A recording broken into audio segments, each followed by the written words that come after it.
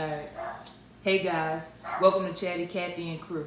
Today's crew member is the one and only Miss Monique. Okay. Cool? Cool. Today she's going to talk to us about sex trafficking and bringing awareness to it.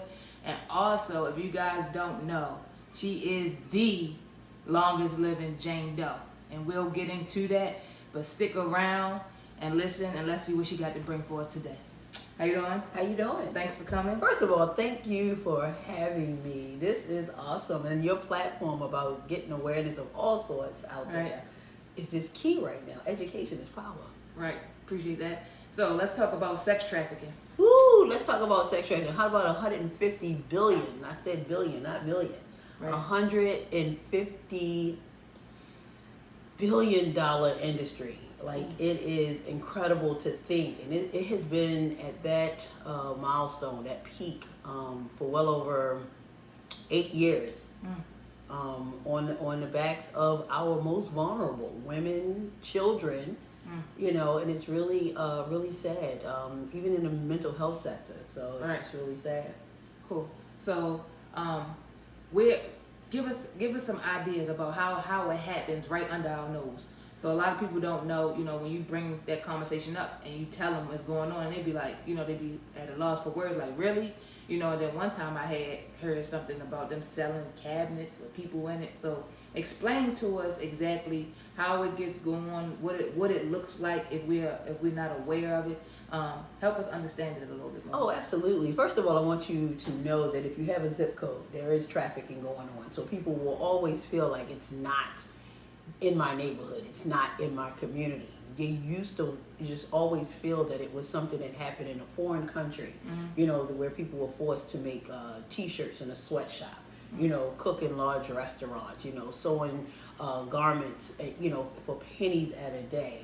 Yes, that still happens. But what's going on in the United States, in this zip code, in your neighborhood, is really bizarre. How it happens is there's so many reasons, you know, in so many ways. The most common is our young adults. Okay. Just manipulating their mind. Even in some of the schools, there are techniques that has a coined name of grooming. You know, building a relationship with someone that you intentionally will bring harm to. Grooming, and I can give an example of, if you're a parent with a child and you decide to send your child to school early in the morning, because they're, you know, to you, you're fist bumping, way to go to get that grade, you know, you're getting that extra credit, because the teacher decided to spend on one-on-one with them just so they can finish that project, give them a little bit of assistance. So at the time, they may just say, you know, oh, good, thanks for coming in, I'm glad you were able, and just that touch alone, you've reached someone's comfort zone. And, you know, so a child is not going to think of that, you know, and then after the assignment is done, you know, way to go, it's pretty good, you know, and you notice how it went from a touch to a rub, and it's called grooming. So they're building that comfort zone. And as a parent, you're just assuming that, you know, you're supporting your child in their path of education to work with someone you entrusted them with. And at the same token, that's how it's happening. Unfortunately, in the city of Baltimore, which is where we are right now, the average age of a trafficked individual is 12. Girls and boys, 12. Wow. You know, there is an RFP that went out 3 years ago in Baltimore County. I was so excited to see where they're actually working with teachers to identify who's potentially being trafficked in the classroom. Unfortunately, you're thinking that they're just, of course, there to facilitate their curriculum. But no, they now are being trained to see what are signs. Has a student's attendance changed drastically? Okay. If their clothes are now more fashionable, knowing that the financials in the home didn't change. If their friends, the circle of friends changed. Those are alarming things that you can have a conversation with. But with that program, you're able to talk to the school counselor, have them reach out to the parents and ask. Let me add just one last piece. Some of our traffickers are classmates. I'm going to repeat myself. Yes, some of our traffickers are classmates, because they've already been in that life. They're making that money. Mm-hmm. So they're being abused by someone who is actually sending them to get some of your friends. I need you to, I need you to get some of your friends. What's going on? And then they become that, girl, you want some new lace fronts? You want some of those new eyelashes? Right. Oh, you like these? Oh, I can Right. get you some of these. Come with me after school. Wow. So they're grooming their classmates in the classroom. Wow. And those are the most vulnerable. So you have adults Mm-hmm. who are preying on our young adults. Then you have their classmates. Mm-hmm. And then the cellular devices. See, before you used to think in human trafficking or child abduction, you think of that crazy white van that's circling the block. You remember that? Yep. Or the creepy guy that lived 4 doors down, 5 doors down, that would always peek out the window. Right. This right here Right. is the easiest way that they're actually grooming and just getting our young adults out of the home. Meet me at McDonald's, meet me at 7-Elevens, meet me around the corner, meet me at Starbucks. Wow. And this is how it's happening. Building friendships. And they don't even know about the dark web. The person that they're talking to is not the picture that they sent them.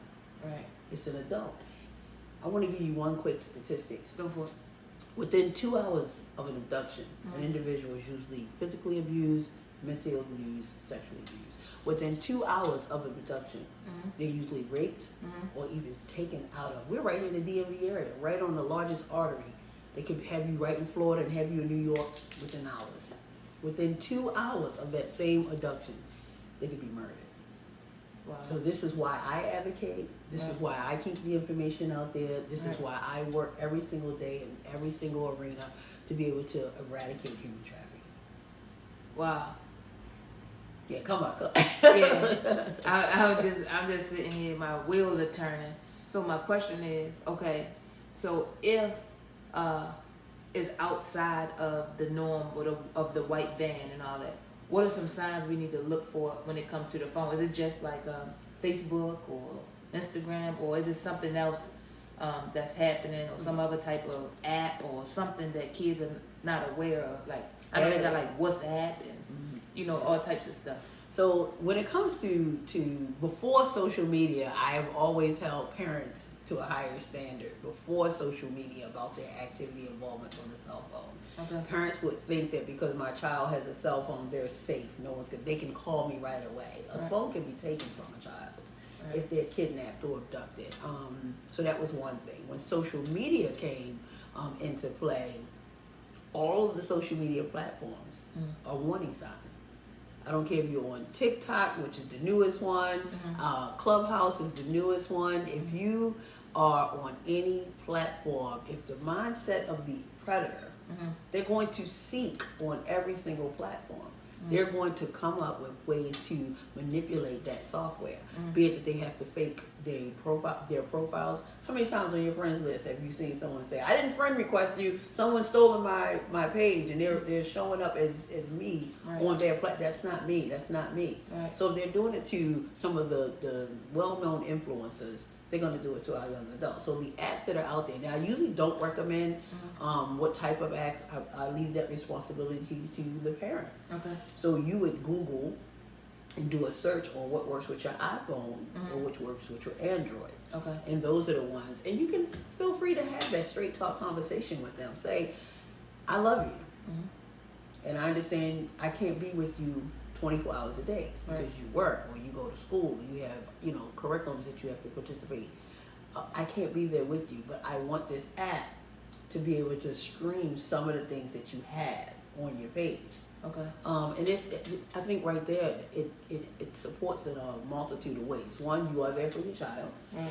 And two, you're instilling the value in your child to say, my mom ain't going to go for that. My dad ain't going to go for that. So that hinders them wanting to tippy-toe into those platforms or these apps. Right. So Straight Talk. See, you got a book there. Oh, Yeah. Yeah. I came up with Straight Talk back in 2016, and I think I shared with you earlier today is that you have to start having conversations with your children at a younger age. Okay. Back in the day, you didn't talk to sweet 16. Now that you're 16, I want to introduce you to condoms. And unfortunately, you have to start talking about those things at 8 and 9 and 10. Right. You know, the rap industry, which I love. Right. But when you see the explicit moves and the content and, you know, how they're saying things, you know, they as children, our children aspire to be that. But you have to let them know that there are harms out there. Right. You know, you really have to share them. So Straight Talk has a model that's set up to say, how do I get into the comfort zone? And you can make it very easy. If you're driving down the street, you're going to get dinner, lunch, dropping your child off, and you see a billboard that says human trafficking. It's like, ooh, human trafficking. Let them share. Oh, I heard about that. Yeah, I had a friend, da-da-da-da-da. That communication is key. It just opens up the doors. Or then you share a story. Okay. Yeah, I heard about human trafficking too. You know, I heard where the girl was beat every single day. I heard where the little boy was molested, you know. And then you can say that, you know, I want you to know that you can talk to me about anything. And I won't blame you. Right. And that's key. Have the conversation. You can't tell your children, and I had to do it myself. Like, my kids will feel like, you're gonna wild out, Mom. I'm not telling you anything. No, let me know. Right. You know, that way I can actually be your advocate on your behalf. Right. Yeah. So learn how to open up about sex, about abuse. Use the proper names. You can't say, you know, my TT, my wee wee. You know, say my penis, my vagina. Right. And teach them that, you know, I always say, teach them to tell. Teach them to tell. Yeah, a lot of kids won't tell. You have to teach them to tell. Say, it's okay. Right. You know, it's okay. Right. And it's not your fault. That's the one thing. Woo! You have to It's say not that. your fault. You know, because a lot of kids be like, it's my fault. I shouldn't have. You know, they fall. Yeah. You know, prey to their own self Yeah. because of something somebody else did. Exactly. True. Victim shaming. Yeah. Victim shaming is key. Remember when they still say, oh, she was fast. Oh, she look at her. She was fast. She hot in her pants. Okay, but if you were the parent who forced your child to, okay, go give Uncle Mike a kiss. Go ahead. Right. You know, or let me sit, you know, come on, girl, sit up on my lap. Sit up on my lap. Right. You know, what was comfortable to you bridging a relationship or building a relationship with a relative is not uncomfortable. I mean, it's not comfortable for the child. So stop forcing them to hug relatives. Stop. Let them be comfortable enough to Embrace do it. that. Yeah. Cool. Yeah. That's some good stuff. Thank you. Yeah, Thank you. it is. Thank you. Here to serve. I appreciate that. So let's jump this topic real fast and let's share with the world who you really are, as to what you know. Well, what your topic is sex trafficking. With sex trafficking comes trafficking has many areas, and servitude is one. Labor trafficking is another one, and again, it's a $150 billion industry. And sex trafficking is probably at the top of that arena. Unfortunately for me, I was stolen as a baby. I was missing and unknown for my entire life. Subsequently, I was a missing milk carton kid.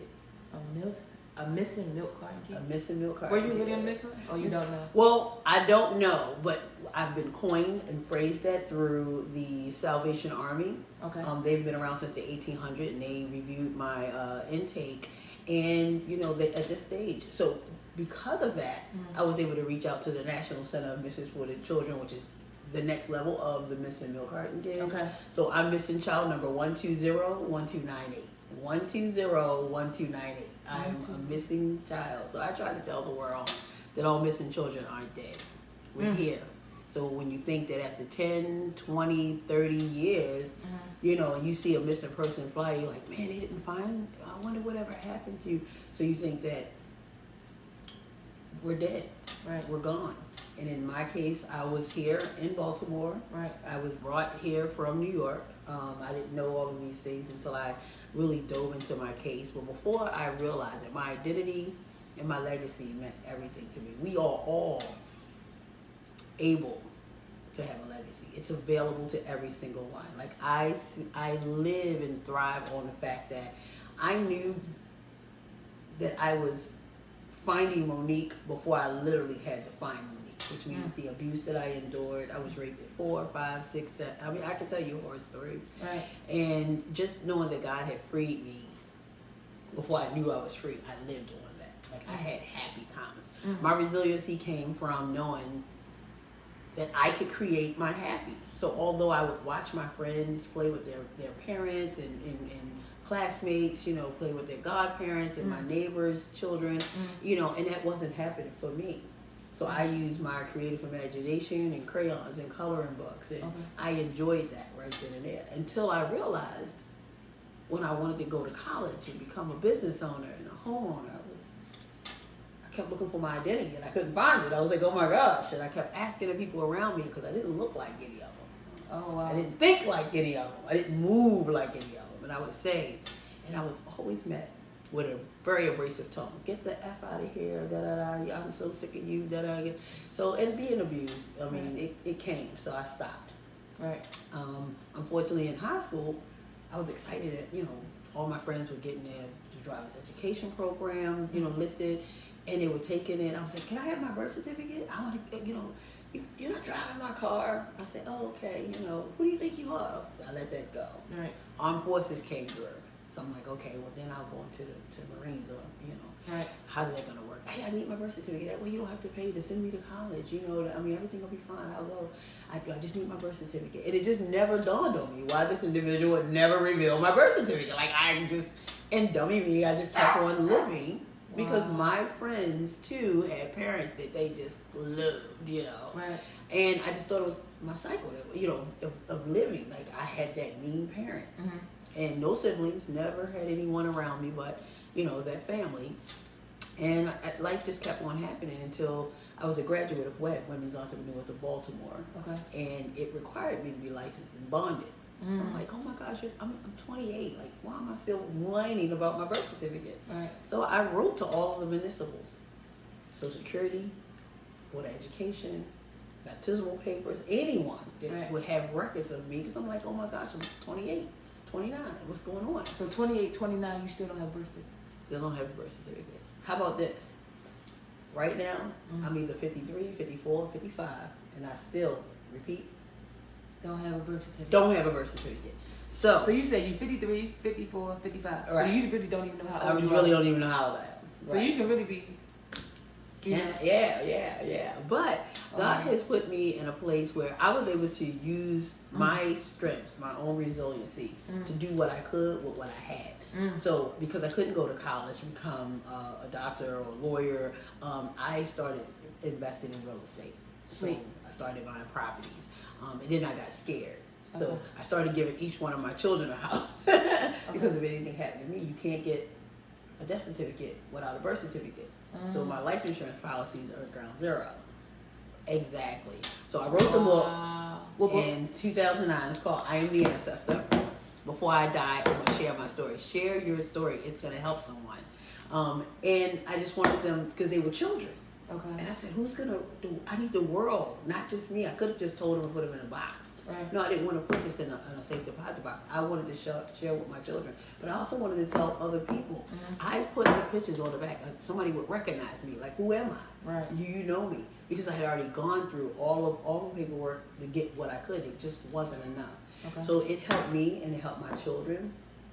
And it helped so many other people. Proceeds of the book, I probably had a little over $60,000-$70,000. Nice. And the proceeds, and thank you for your support. And you know, because here's the deal: it wasn't about the purchase of the book. Right. What it's about is what the book's proceeds does. We help victims, we help survivors, we put care packages together for agencies who are helping children.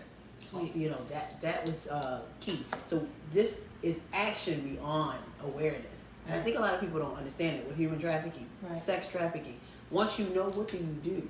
Right. How do you become an agent, a change agent? So that's what happens. You're sharing the story on one part, but then actually taking the action. It's the call to action that you want to have to be able to rescue others. So the book came out in 2009. It's done relatively well.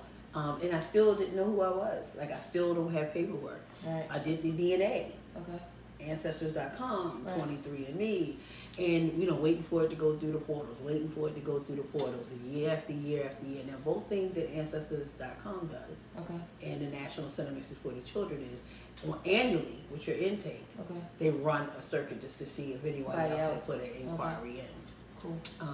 So after that, I said, well, Tyler Perry, Oprah, Ellen. I'm sending them letters, emails, marketing team, get my story out there that I want to bring hope. I want to reach 1 million people. I want to match the same number of victims to bring the hope and resources that are available. Okay. That was key. And they didn't do it. So what did I do? I did my own movie, The Longest Living Jane Doe. Sweet. I mean, okay. Thank you. Thank you very much. I'm just going. Yeah, The Longest Living Jane Doe. So if you get a chance, how can they check that out? So it's on www.knownasmonique.com. Okay. And again, what we do is we premiere the movie, show the book. Have the book. And again, the proceeds go to some of the local organizations here. Sweet. Which is really, really, really, really one of my greatest gifts because God, He spared me. I almost died twice. I mean, I was seeing body bags, I dodged 2 of them. And, to me, freeing someone else along my journey is just monumental. And I need people to use what they have. We've been inundated so much about sex trafficking and human trafficking that, you see something, say something. Well, we're at a stage where we see something and save somebody. Right. You got to be ready to move. So you can see something, saying it, or you just telling someone else. Right. But are you saving somebody by calling local authorities? Okay. Or by turning someone in? I can use a prime example of, unfortunately, Felicia Rudd. Felicia Rudd. Felicia Rudd. Oh, the little girl in Rudd. DC. Exactly. Okay. And in her case, to me, how many people were around her where she was residing with him, and the interviews indicated, all of a sudden I did see him with a kid. But you don't know, because it could have been his granddaughter, could have been someone, he adopted. But it was just to think that right there next to you, you're a neighbor to someone who is actually grooming a family or grooming a child to be one of their own. Did you have the conversation? And we all don't get that opportunity. I don't want to say that it's your responsibility to say hey neighbor, where'd that kid come from? It's really hard. Right. It is really hard. But just knowing right now, the key is if you spotted someone that you saw on a news or get populated on your phone, or if you're in Walmart and you see the missing person flyer, do you have the strength to call 911? And you can do it anonymously if you feel like you don't want to get involved. Okay. Do it anonymously. Right. So see something, save someone. Save. Okay. Yeah, we save it now. We save it now. We see, and I think again that's the education behind it. You're saying it, see something, say something, because you know about it. You're telling your other mentees, you're telling your coworkers, that you saw something. I think I saw something the other day. I couldn't put my finger on it. Right. We can fix all of this if anyone has that feeling that something is wrong. Something's wrong. So if you see it in your child and their behavior is different, your mentee is different, something's wrong. That's when you start that communication. Cool. Well, I thank you for that. I thank you for coming on the show. Again, let me ask you one question. Uh-oh. No. If you had to tell somebody how to push past adversity or how to push past pain and trauma and finding happiness, what advice would you give them? Finding joy during the journey. Because the pain while waiting for it to happen, that's the key. I can tell everyone, if you're hurting right now trying to become, you're going to get there. Because you already answered your first calling is that you want to get somewhere.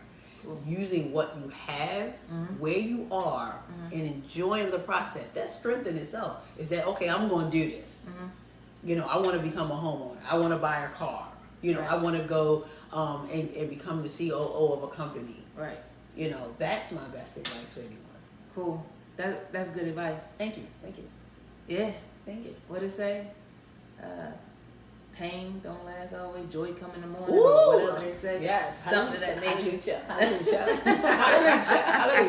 Hey, again, thanks for coming, guys. Listen, this book she has, I've read it before. This is a great book. Get to know her. Check the movie out. Figure it out. Find it out. If you see something, save somebody.